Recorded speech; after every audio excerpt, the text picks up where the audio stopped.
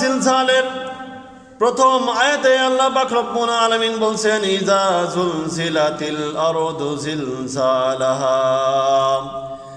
যেদিন এই দুনিয়া কম্পিত শুরু হবে, এই জমিনকে যখন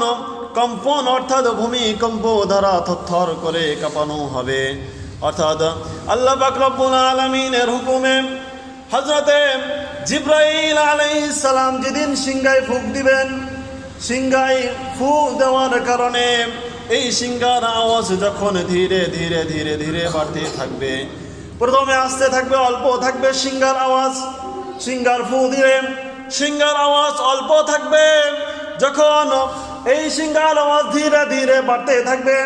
তখন মানুষ পাগল হয়ে যাবে, তখন শুধু চিৎকার বাড়তে থাকবে, কি হয়ে গেল, কি হয়ে গেল দুনিয়ায়,